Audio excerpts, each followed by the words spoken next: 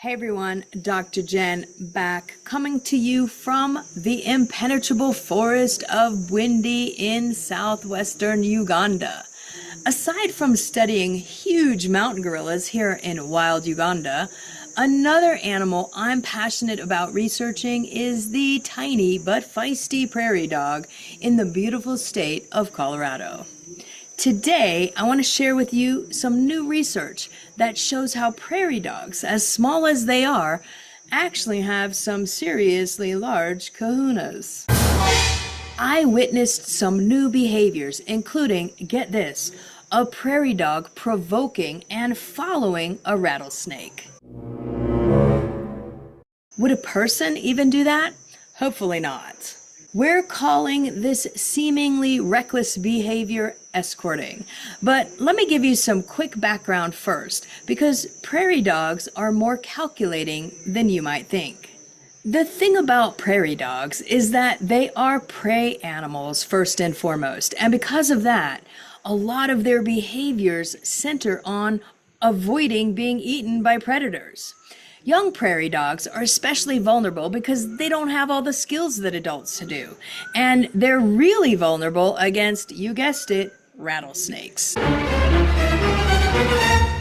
We know from past research that prairie dogs give out different vocal calls, telling each other which kind of predator is coming and even the speed and direction that they're approaching from.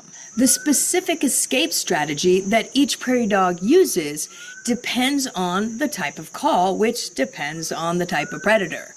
And incredibly, these calls can vary from region to region. This means that prairie dogs, just like humans, have dialects. You say coyote, and I say, well, coyote. But they don't. They say it different. Now, for the really wild part, recently I captured footage of prairie dogs exhibiting new behaviors, and these behaviors occurred in a sequence, including this potentially deadly strategy of escorting. As you can see in this video, as the prairie dog approaches the snake, the prairie dog starts to pat the ground with her front legs, rocking back and forth while sniffing, and then she scratches her hind leg.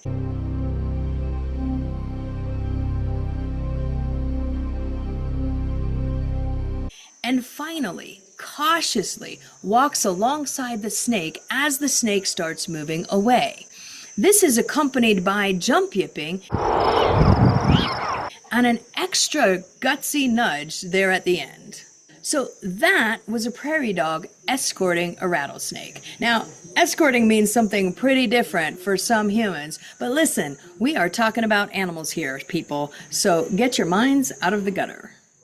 This escorting behavior is where prairie dogs are really showing off.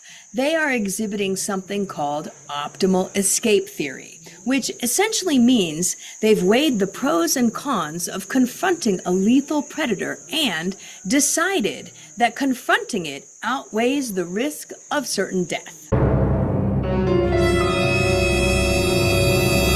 When predators pose a greater threat, it's more likely that an animal will run away.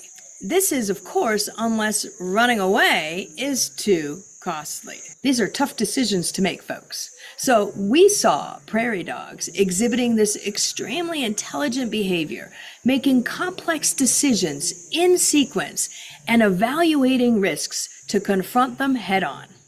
Maybe we humans could learn a thing or two from prairie dogs about confronting our own demons. Unless, of course, they're in the shape of a rattlesnake.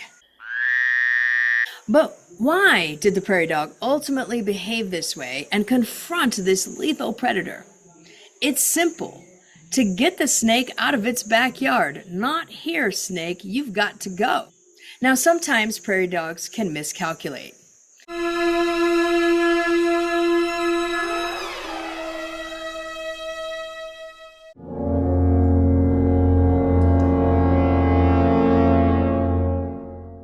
What we've learned ultimately is that prairie dogs perform detailed threat assessments and risk their lives to protect their own offspring, who are what the rattlesnake is targeting, since adults are a bit of a mouthful.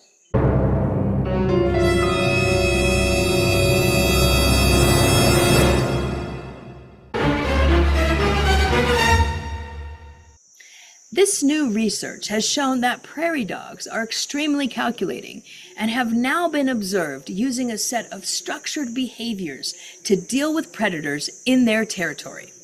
This process of using optimal escape theory to avoid a threat is also something that we use in self-defense and through our own instincts of fight, flight, or freeze. So that means us, prairie dogs, not so different, although I, for one, will be staying the heck away from rattlesnakes. Thanks for watching.